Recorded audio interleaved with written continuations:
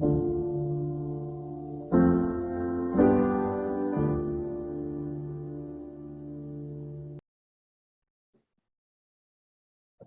everyone, and welcome to another episode of the Compelling Conversations podcast. Today, I am just honored to have Sophia with me today. She's famously known as Art&Pia. She makes incredible YouTube videos and awesome illustrations, and you got a good sense of style as well. So Oh, I'm thrilled to have you here. thank you. And thank you so much for inviting me. I'm very excited. Again, when you reached out, I was like, oh, this is going to be fun. So thank you so Yeah, much. for sure. And where are you joining us from, Sophia? I'm in Washington, D.C. right now. I was in Korea and then I moved back here. And I was just like, okay, I'm just going to chill here. Nice, nice. I wanted to begin by sharing a story that the way that I discovered your videos was I was taking a statistics course over the summer last year, and I wasn't doing as hot as I thought I was. And by the end, I was like freaking out because my professor reached out to me, and I was like paralyzed with a sort of fear and sadness. And I don't know, I just kind of went to YouTube and looked up videos for people that could relate. And your video was the first one that popped up, the one you made about school. And Yeah. I watched that whole thing, and you actually mentioned statistics in there. So I Yeah. was like, I felt less alone. And I was like, wow. And that inspired me. That made me feel like, okay, like I can do this. And so do you ever think about that? Like that creativity that you did? You made that video in South Korea. You had that anecdotal experience to share. And Yeah. then it somehow inspired, this person in Texas to like overcome their class. And I ended pretty good. So do you ever think about that? First of all, thank you for watching. That means a lot. At first, no, not really. I wanted to share a low moment that I had in my life where literally I thought was like my future was bleak. And I was like, there's no way I'm able to recover from this. But after, a few years, I'm like, man, I was dramatic. I made it out. And then I was like, I wonder if there are other people like me.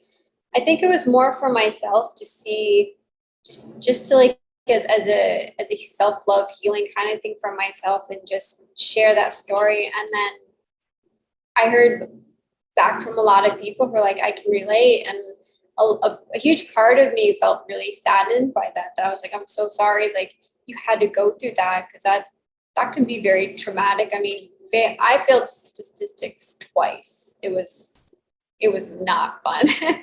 um and so I remember you reaching out, and I was like, that meant a lot. Like, I didn't realize that, my video could help, or just we could relate on that. It actually, to me, in a way, I was like, I can relate to someone. Like, I'm not alone either. So, if anything, like, to me, it was more of a healing thing for me, I guess. Yeah. No, that's great. Another thing I wanted to mention about this was that I reached out to you about this and I shared that, yeah, this did inspire me. But what if I had that same experience and I just remained silent and I never said, wow, like, thank you so much, Sophia, for helping me with that? It's like, that's the thing about creativity. There are even silent spectators. You inspire people and they might not even let you know. And that just always amazes me? Yeah. Oh, that just makes my heart grow soft. It just got soft. Yeah. Um, I don't know what would, like, if people didn't reach out. I think um, I feel like a part of me would just still go on and be like, I put it out there. It's for everyone to watch if they want to watch it. Honestly, if I'm being completely honest, I never expect people to reach out to me and tell me like, I watch your stuff. I'm just like, you do you, I do me. We're good. But when people do reach out like you, I just I just melt. I'm like, oh my gosh, you watch my stuff. You can relate. Yeah. You're cool. Appreciate it. Yeah. But Yeah. does that ever like surprise you, like the extent of your creativity? Like for instance, I don't know if you're familiar with Soren Kierkegaard. He was a Danish theologian, and he has some very interesting philosophical works. And he has this particular book called the lily of the field and the bird of the air. So I read that, a few months ago, but this man, when he published that in 1849, he never would have imagined that, this Pakistani American kid in Texas 200 years later would be reading that. It's Yeah. like, it always Wow. baffles me, the extent of creativity. Yeah. No, I think I am always surprised by creative people. I think they're different from therapists in a way that they're like therapists in their own realm, I suppose. Because a lot of us, I feel like we're children at heart, and what are we going to relate to more? Is it through something physical that we can see, like art or other people's experiences, or is it just through like boring lectures? I don't know. I think like I'm I feel whenever I see someone being creative, I feel light and I feel like a child again, and I feel just like inspired to be more creative. Um, Honestly, don't know where I'd be without creative people. Just being 100% honest. I mean, like we're surrounded by creativity. We've got musicians, we've got writers, we have movie producers and actors. Like we can relate to those people, you know? Yeah. And I feel like creativity, in a way, it builds up your confidence because It you does. annihilate a sort of anxiety, but it can be like a behemoth of a task. So when you're creating, what gives you the courage to do that? Um, I think me just being desperate to, this is gonna sound so dark, but like I think just desperate to feel alive a little bit. And I think for me, creativity is a form of therapy and self love and self expression. And I think just from over time having people tell me like, oh, I love your drawings, or oh, I love your videos, it made me happy. I think it went from feeling, just being desperate to feel alive to being like, if I can bring a smile to someone, or them feeling happy, then I feel accomplished, and that's kind of what keeps me going. So that, Wow. Yeah, I really like how you articulated that desperation to feel alive. I can relate to that. And I think creativity definitely is a sort of antidote, so to speak. yes, a Yeah. 100%, 100%. Van Gogh is probably one of my Mm. favorite artists, because I think I could relate to a lot of his sadness. Just we all go through our moments of deep sorrow, and his art, like every time I see it, it gives me hope. It gives me like a reassurance that things are going to be okay, and just being like, you're doing great. Keep living. You're going to be fine. Yeah. Have you ever seen that movie, At Eternity's Gate? I have not. I have not. Yeah. But I That's heard good actually things. my, yeah. It was my introduction to Van Gogh, and yeah, you're right. Like an amazing artist, really. Mm, yeah. I've seen most of your videos, and every video that I've seen, even if it's like a month apart, you Yeah. can see the sincerity embedded in each one. Oh, thank you. Um, yeah, how do you uphold that sincerity?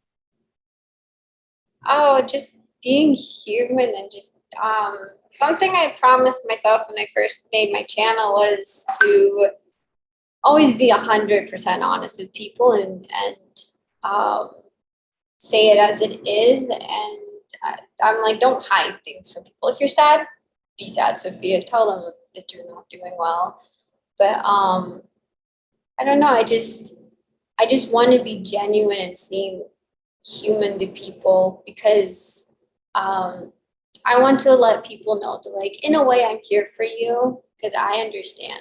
I understand that loneliness can be a thing, or anger can be a thing. And hey, if I can be there to help you, I'd rather have someone be genuine with me.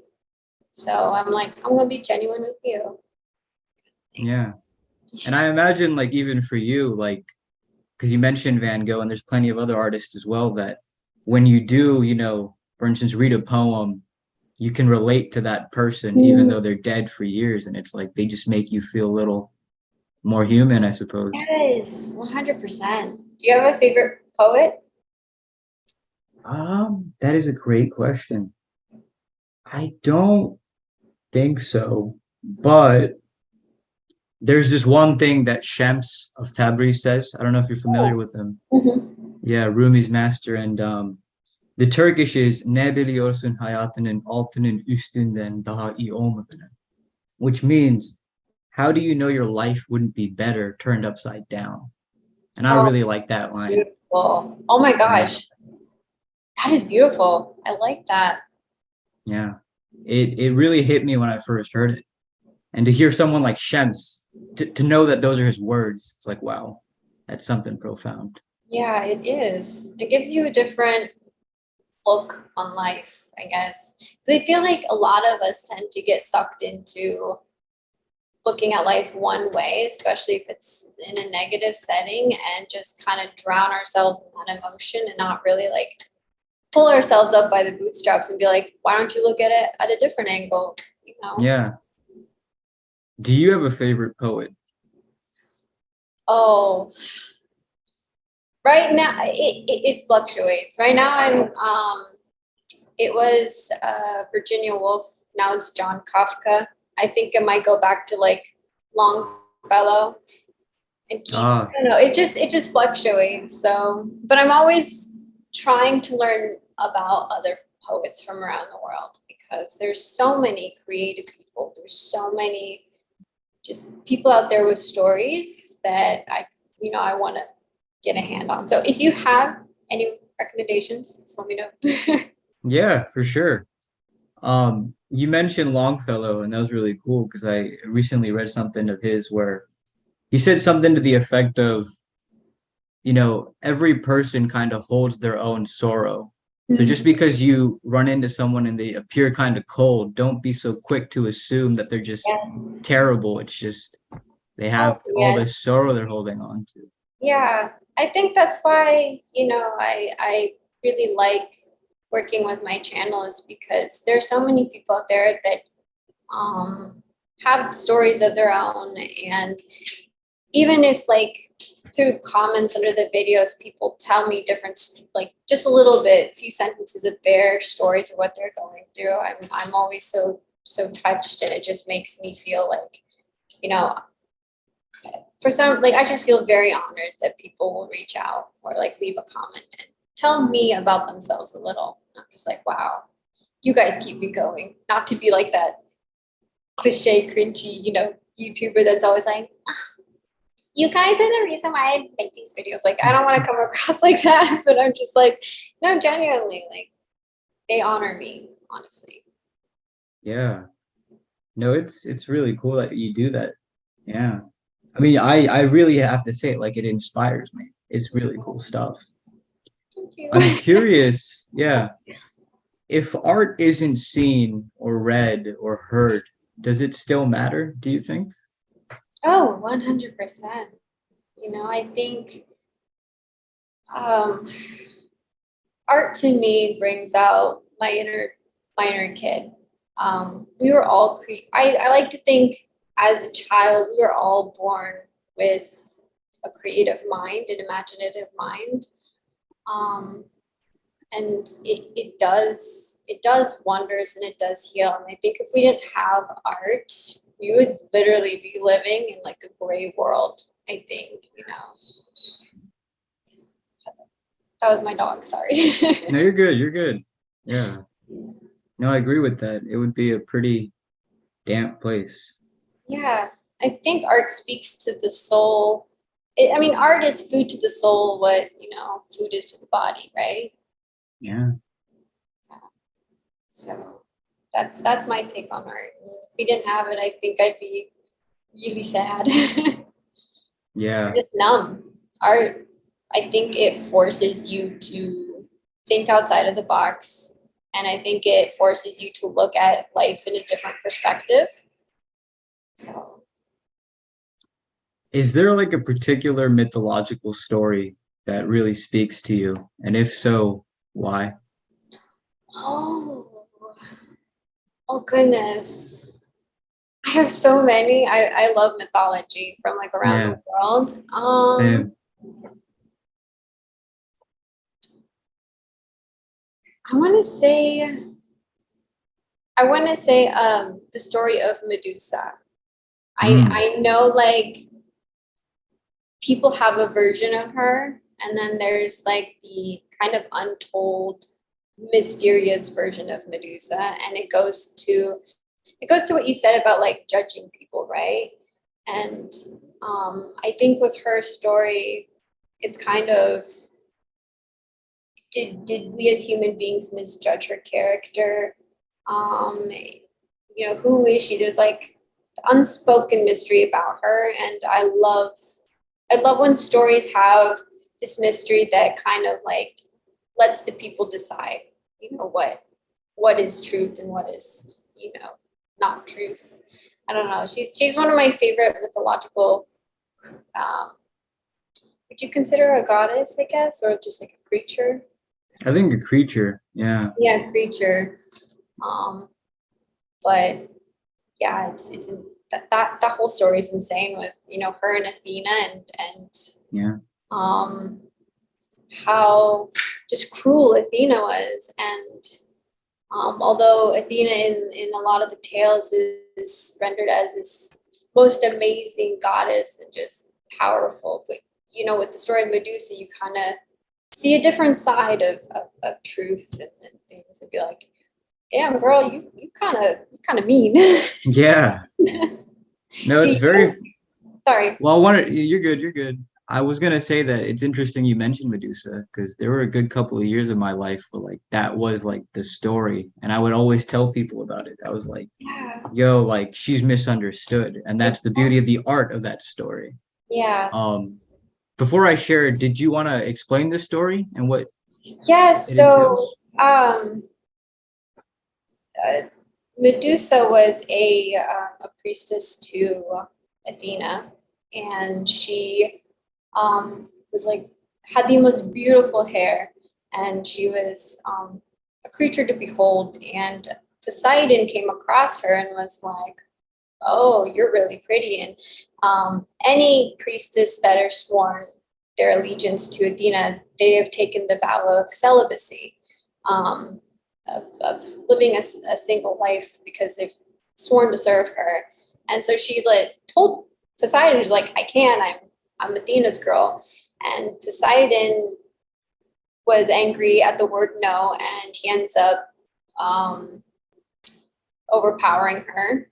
And Athena found out, and Athena, instead of punishing Poseidon, she turns her anger onto Medusa and curses her to have a head full of snakes and banishes her. And so, to keep herself safe, Medusa flees. And from my understanding, men around the world were like, "Oh, there's a snake lady, let's go after her."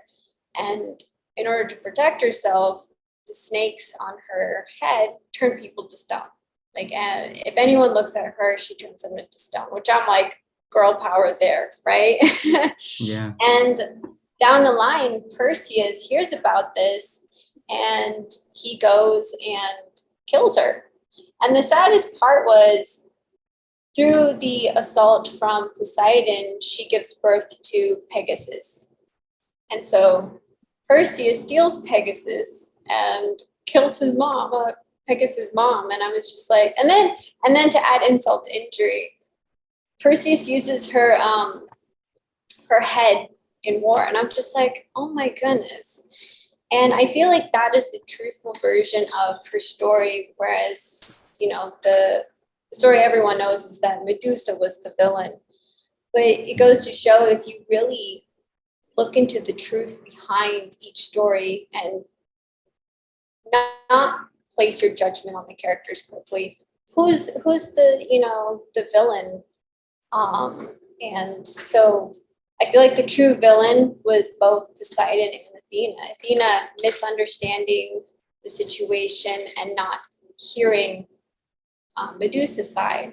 And the reason why I love the story so much is because it makes me want to hear sides to both stories and hear people out and not pass judgment, and then like also just hear women out, honestly. So that story means a lot to me, and I think that's why it's one of my favorite mythological stories. So Yeah, it's an yeah. incredible tale. Appreciate you sharing that. Yeah, thank you. Thank you for letting me share that. Yeah. Do you have a favorite? Yeah, similar to you, I love mythology. So there's plenty. But one thing on the top of my head is the story of Tyr and Fenrir, if you're familiar in Norse mythology. Yes. Oh my Mm, gosh. Norse mythology is like on a whole other level of chaotic. it But is, yeah. please share. I told you mine, I'd Yeah, like to hear yours. for sure. Yeah. No, and every mythological story, you can derive different interpretations, like in Mhm. art. So one of the interpretations that I derive is, there's this big black wolf. His name is Fenrir. He's the son of Loki. And he Yeah. suddenly makes his way into Asgard. And he's a giant. So, but he's still a baby cub. And Hmm. so all the gods are kind of like freaking out, particularly Odin, because he knows that this wolf is going to kill him. Hmm. So what they do with this wolf is they're like, well, since he's still a cub, we'll play games with him. And so they take, some chains and they put him on him and they're like, let's see if you can break through these. First time he does it. And then they're like, all right, cool. And then second time they do it again. And these chains are like stronger and he does it again because he's growing. And this second time he notices that the gods are like a little like freaked out, a little surprised. Hmm. So that has some thoughts going on in his head. And so the third time, Odin, he gets these special binds from these dwarves, Hmm. and these apparently no one can break out of.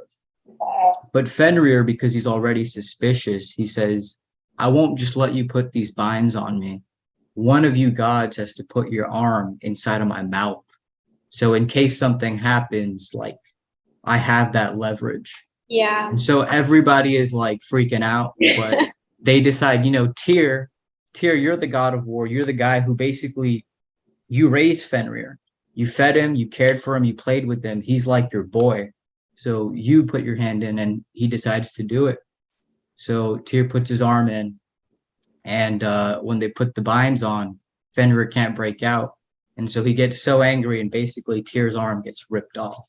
Hmm. So again, there's various interpretations, but the interpretation that I derive that I really like is Tyr raised Fenrir. That was his like son, right? In a way, he fed him, he cared for him, he played Yeah. with him, he loved him, and he was sincere that whole time.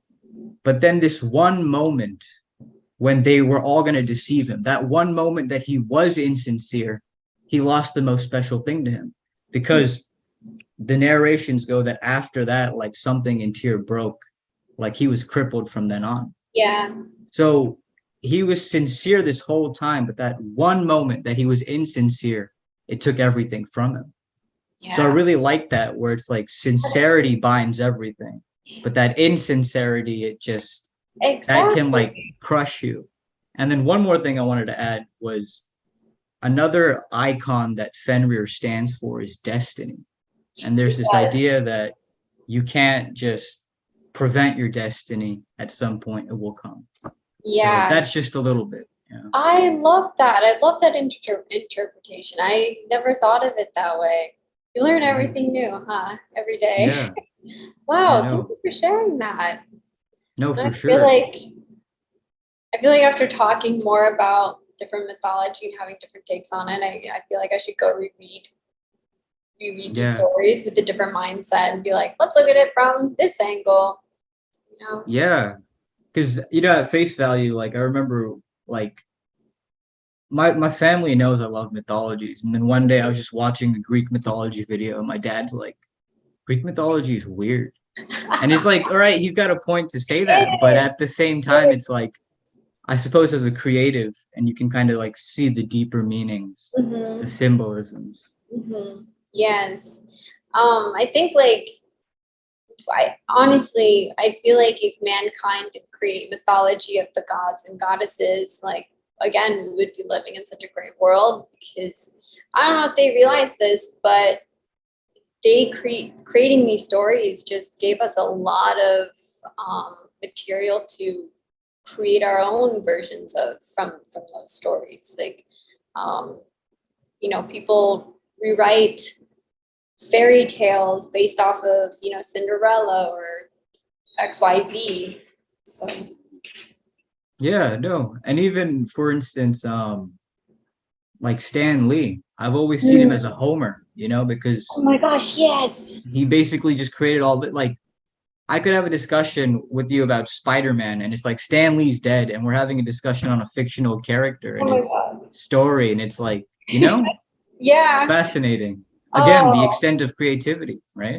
exactly. How that man just sat down and came up with a whole multiverse, just this whole universe of different powerful superheroes, who are kind of our like mythological, gods and goddesses for us. How, Athena or Zeus or Thor and whoever is for the people of old. Like DC and Marvel are our like versions of mythological gods and goddesses, and it always baffles my mind how creative people can be. And I think it goes back to what you said about the sincerity and insincerity. And I feel like Stan Lee had this very sincere storytelling and just following that passion and that creativity and being like, it brings a smile to these kids' faces, to these people's faces. Like, it always just amazes me, honestly. Yeah. Stan Lee, when he talked about, his advice to creatives, he said, don't shirk. Mm-hmm. And I think that's great because whenever someone creates something like yourself, that's your testament that you didn't shirk. You kept going and you made that. Um, is it hard though to keep like the resilience? It is. I mean, being creative, it can seem easy, but it's a skill that you kind of have to keep at, and you're always learning how to be creative. Um, just like a baby learns to walk and talk, so do we with being creative. And I've if my mindset is in a very poor state, I think my creativity tends to falter a lot. Um, and just you are sharing a part of yourself with someone. And that can be very difficult because you got to be vulnerable, right? And so just sitting there making a video or painting something, it can take a lot from you because you're putting yourself there and being open and saying, hey, let's relate together. Yeah.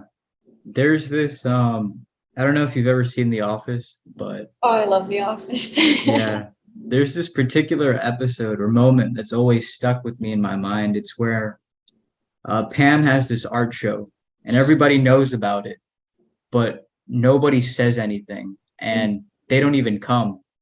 And she's just kind of there and like hours have gone by and it's time to close and Yeah. nobody shows up but Michael Scott.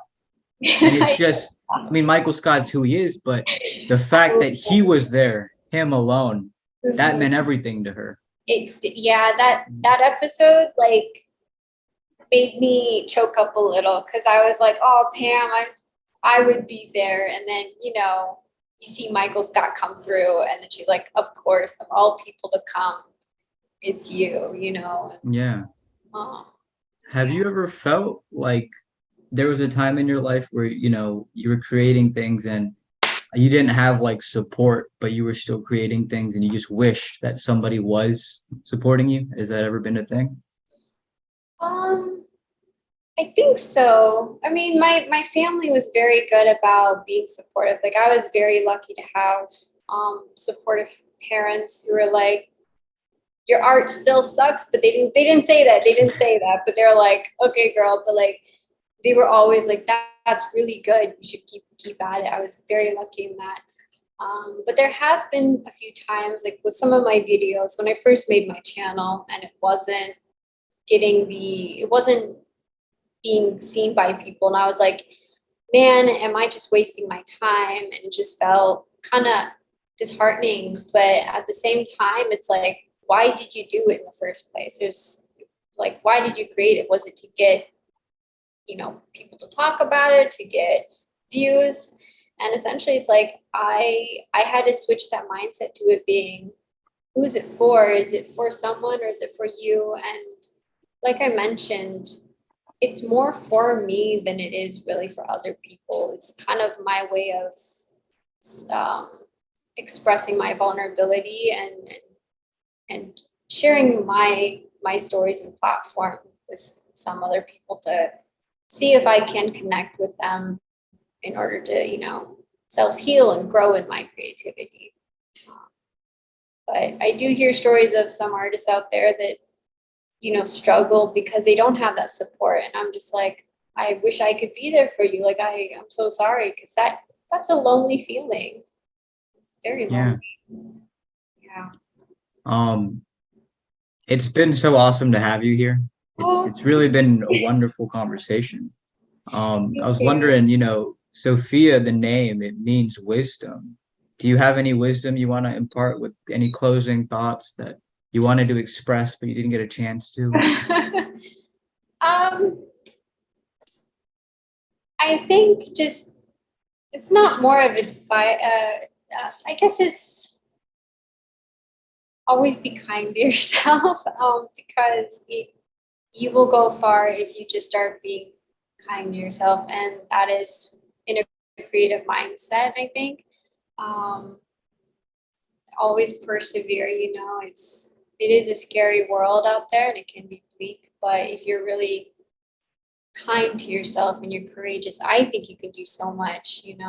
And that's something that I always end my videos with, is like, always be kind to yourself. Yeah, stay hydrated. I always remember you saying that. Yeah. Stay hydrated and be kind to yourself. Yeah. Do you have any advice for me? Any words of wisdom? Good question. Well, there's something that Marcus Aurelius had written that I read recently. And it was something along the lines of, like, basically get back on the horse. Like, even if you do fall, and this could be for anything in life, right? But creativity, for instance, just get back on the horse. Like, even if you fall, you still have. I actually like what Charles Bukowski once said. He said, "Who the F said that you didn't have it in you anymore?" Exactly. And it's like, you still have it in you. Yeah. Yeah. So yeah, just that. Yeah. Oh, thank you. I will. Yeah. Thank you. It's something I needed to hear. Stay on that horse. Yeah. Again, I have to just say, like, it's really great stuff that you make. So I hope you keep it up. It's awesome. Thank you so much. That means quite a lot to me, honestly. It does. Yeah. Thank you. Thank you so much for having me here. I loved our conversation. So great. Yeah, it was brilliant. It was cool. But yeah, thank you again for honoring me and being here. I'll have all your links in that you want me to put in, and I recommend checking out her channel. It's really great stuff. Yeah. Oh, thank you. I watched all your videos, all your podcasts, and I'm like, you have so many great things to say. And I was just like, I'm learning new things every day. So thank you. Well, I'm honored to hear that. Yeah, thank you. Yeah. But I suppose until next time, right, Sophia? Until next time, stay hydrated and be kind to yourself. Yeah. All right.